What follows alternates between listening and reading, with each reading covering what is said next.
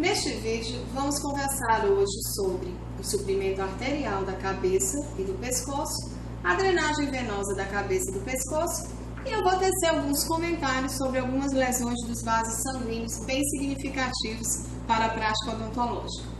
O profissional da área odontológica, ele tem que estar apto para localizar os grandes vasos sanguíneos da região da cabeça e do pescoço, uma vez que, se esses vasos forem comprometidos ou por patologias ou durante uma manobra na nossa prática clínica odontológica, por exemplo, numa anestesia geral, pode ocorrer a propagação de infecções nessas regiões ou células cancerígenas para locais distantes, muito mais rápido que os vasos do sistema linfático.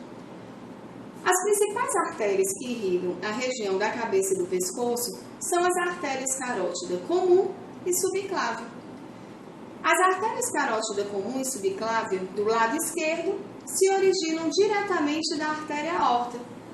As artérias carótida comum e subclávia do lado direito vão se originar do tronco braquicefálico, que é o ramo que se origina da artéria aorta. A artéria carótida comum, ela tem um trajeto ascendente pelo pescoço, lateralmente à traqueia e à laringe, e ela é envolta por uma bainha chamada bainha carotídea. Essa bainha, ela está situada abaixo do músculo esternocleidomastóideo. E nessa bainha não só está a artéria carótida comum, mas também a veia jugular interna e o nervo vago. Ao atingir o nível da borda superior da cartilagem tireoide, a artéria carótida comum, ela vai se bifurcar em artéria carótida externa e artéria carótida interna. Quando a artéria carótida comum ela é palpada contra a laringe, consegue-se o monitoramento mais seguro desse pulso. Esse pulso é chamado carótico. Esse pulso é o pulso mais seguro e é a principal artéria que irriga o encéfalo. Dessa forma, em uma situação de emergência, como por exemplo, numa ressuscitação cardiopulmonar, o ideal é você palpar o pulso carotídeo ou pulso carótico, porque ele permanece palpável quando as artérias periféricas já não são, como é o caso da artéria radial. E durante o tratamento dentário, o pulso carótico é facilmente acessível. A artéria carótida interna, ela é um ramo da artéria carótida comum e ela vai se dirigir superiormente, sendo encoberta pelo músculo esternocleidomastóideo em uma posição ligeiramente lateral em relação à artéria carótida externa. Ela não apresenta ramos na região do pescoço e está envolvida pela bainha carótica, junto com a veia jugular interna. A artéria carótida interna, ela vai penetrar no crânio e irrigar as estruturas intracranianas, e é o vaso de onde se origina a artéria oftálmica, que vai ser responsável pela irrigação do olho, órbita e glândula lacrimal. Vamos conversar agora sobre a artéria carótida externa. A artéria carótida externa, ela apresenta um trajeto ascendente e ocupa uma posição medial em relação à artéria carótida interna. A artéria carótida externa, ela vai irrigar as estruturas do pescoço e extracranianas da cabeça, inclusive a cavidade bucal. Seus ramos, eles podem ser agrupados de acordo com o local de origem. Então, nós vamos ter ramos anteriores, ramos medial, ramos posteriores e terminais. Vamos falar sobre os ramos anteriores da artéria carótida externa. Os ramos anteriores são a artéria tireoide superior, a artéria lingual e a artéria facial. A artéria tireoide superior é o primeiro ramo da artéria carótica externa. Ela fornece os ramos infraioideo, esternocleidomastóideo, glandulares e a artéria laríngea superior, que irrigam essas estruturas que estão situadas inferiormente ao ocioide, como os músculos infraioideus, que vimos anteriormente, o músculo esternocleidomastoide, os músculos da laringe e a própria glândula tireoide. A artéria lingual é outro ramo da artéria carótida externa e vai se originar acima da artéria tireoide superior. Ela se dirige anteriormente para o ápice da língua, passando pela face inferior deste órgão. Essa artéria vai irrigar as estruturas que estão situadas superiormente ao ocioide, incluindo os músculos supraioides, soalho da cavidade da boca, através dos ramos dorsal da língua, supraioide e das artérias sublingual e profunda da língua. Os ramos dessa artéria lingual são destinados às partes da língua e incluem diversos pequenos ramos dorsais, tanto para a raiz quanto para o corpo da língua. E os ramos da artéria profunda da língua, sua parte terminal, vai ser responsável pela irrigação do ápice lingual. A artéria sublingual vai irrigar o músculo miloioide, que nós já vimos anteriormente, e a mucosa do soalho da cavidade bucal. O pequeno ramo supraioide se destinará aos músculos supraioides. Artéria facial. A artéria facial é o último ramo anterior da artéria carótida externa. Sua origem é ligeiramente superior à artéria lingual. Em alguns casos, ambas as artérias têm sua origem em um tronco comum. O trajeto da artéria facial é complicado. Por quê? Porque ela se dirige para a face medial da mandíbula, é encoberta pela glândula submandibular, curva-se sobre a base da mandíbula e assume um trajeto oblíquo anterior e superior ao longo da face, passando lateralmente no ângulo da boca e nariz externo. Ela termina com uma artéria angular, próximo ao canto medial do olho. Dessa forma, essa artéria ela vai irrigar estruturas da região oral, da região bucal, da região zigomática, nasal, infraorbital e orbital. Na região da cabeça, a artéria facial ela é paralela à veia facial, sendo separada desta na região do pescoço pelo ventre posterior do músculo digástrico, pelo músculo estiloioide e pela glândula submandibular. Seus principais ramos incluem, além dos ramos glandulares, as artérias palatina ascendente, submental, labial inferior e labial superior, bem como a angular. A artéria palatina ascendente é o primeiro ramo da artéria facial e irriga o palato mole com seus músculos e as tonsilas palatinas. Esta artéria pode ser responsável por hemorragias quando há a tonsilectomia, que consiste na remoção das tonsilas. Os ramos glandulares e a artéria submental são os ramos da artéria facial que vão suprir os linfonodos submandibulares, a glândula submandibular e os músculos digástrico e músculo miloioide. A artéria labial inferior é o ramo da artéria facial que vai irrigar as estruturas do lábio inferior, incluindo músculos da expressão facial, como o depressor do ângulo da boca. A artéria labial superior supre as estruturas do lábio superior. E a artéria angular, que é a parte terminal da artéria facial, é responsável pela irrigação das estruturas situadas lateralmente ao nariz externo, para quem envia seus ramos colaterais. O ramo medial da artéria carótida externa é a artéria faríngea ascendente, cuja origem é bem próxima da artéria carótida externa. Seus ramos são a artéria meníngea posterior e os ramos faringeais, que suprem as paredes da faringe, onde vai se anastomosar com a artéria palatina ascendente, palato mole e meninges do encéfalo. Os ramos posteriores da artéria carótida externa são a artéria occipital e a artéria auricular posterior. A artéria occipital tem sua origem na carótida externa quando ela passa posteriormente ao ramo da mandíbula. A artéria occipital ela vai irrigar os músculos supraioide e esternocleidomastoide, o couro cabeludo e as meninges da região occipital, através dos ramos occipitais, esternocleidomastoide, auricular e meníngeo.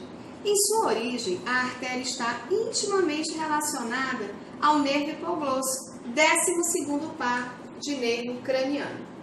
A artéria auricular posterior se origina superiormente à artéria occipital e ao músculo estiloióide, no nível da ponta do processo estiloide. Ela irriga a orelha interna e as células mastoides através do ramo auricular e da artéria estilomastoide. Os ramos terminais da artéria carótida externa são dois: a artéria temporal superficial, e nessa cabeça a gente consegue também observar a artéria maxilar, que por sua vez vai apresentar ramos importantíssimos que estão relacionados com a face e o pescoço. A artéria temporal superficial é o menor ramo terminal da artéria carótida externa.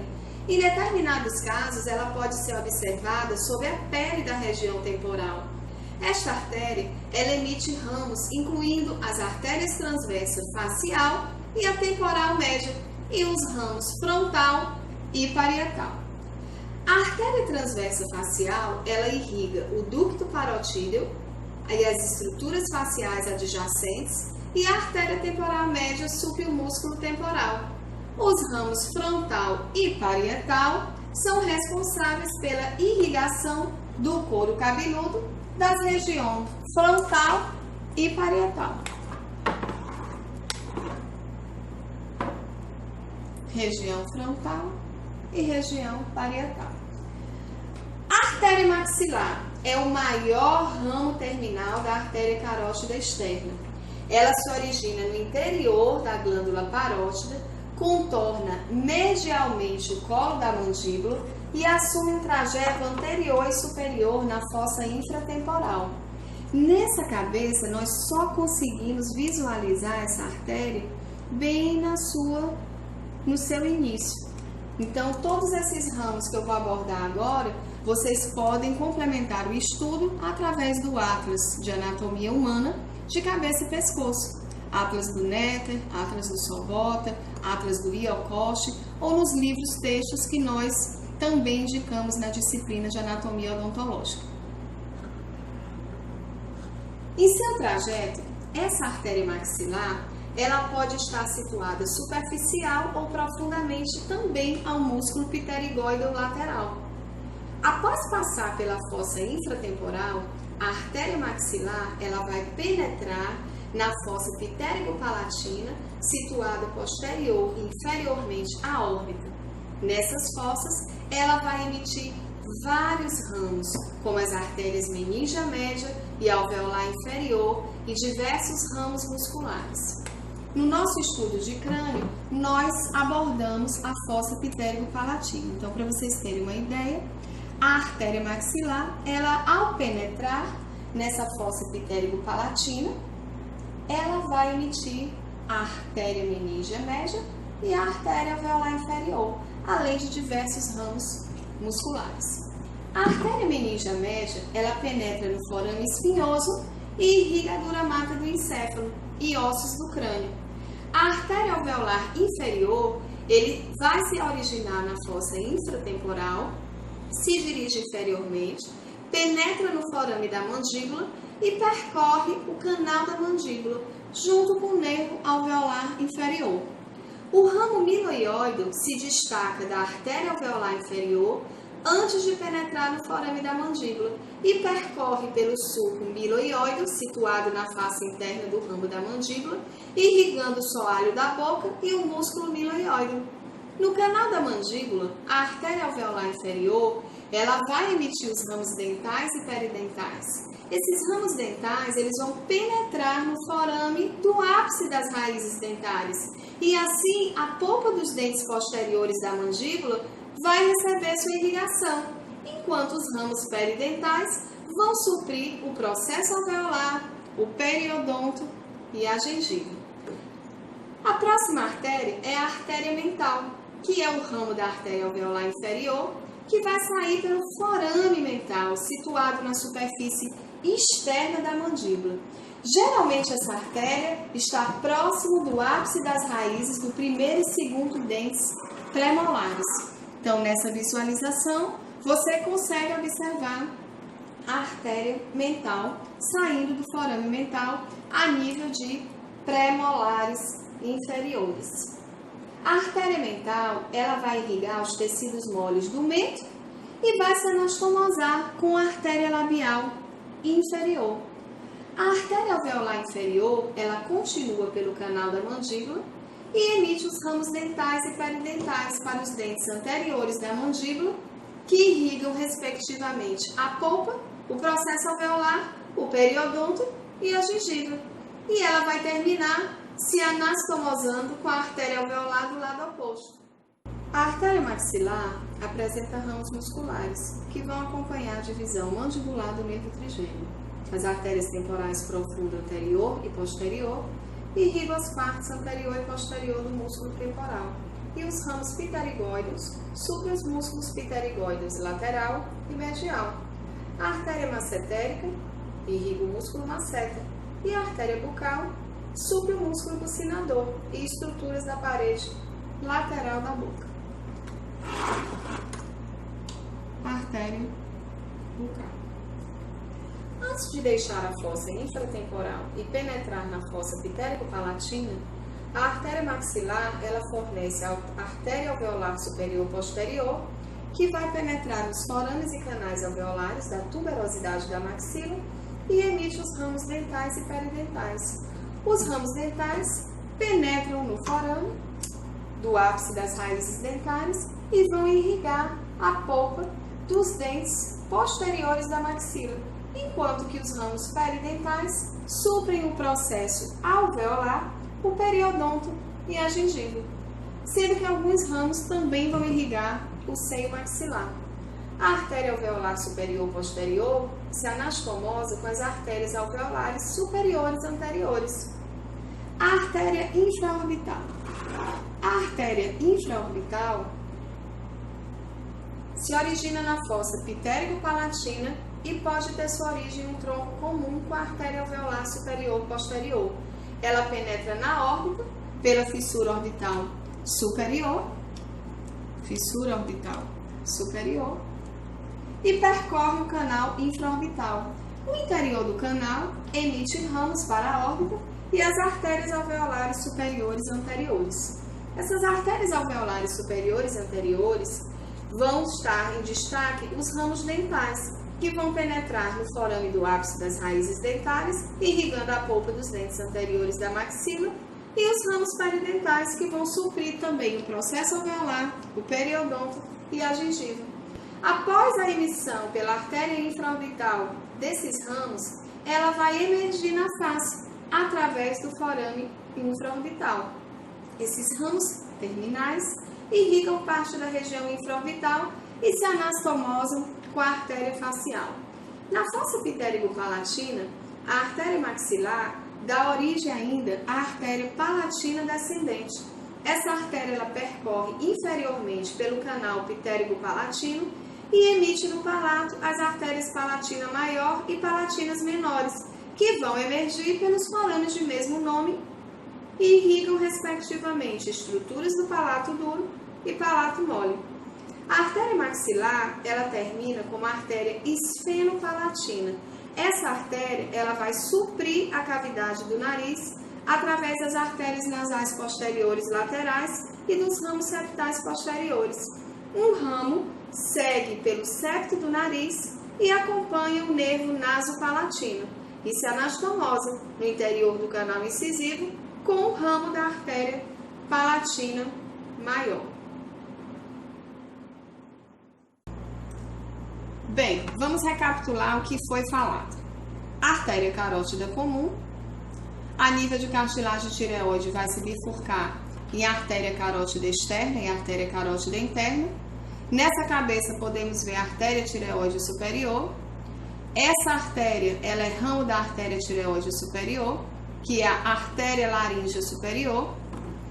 A artéria lingual, a artéria facial, que emite artéria labial inferior, artéria labial superior e termina como angular. Nessa visão, temos a artéria occipital e um pouco mais acima temos a artéria maxilar, com a artéria temporal superficial.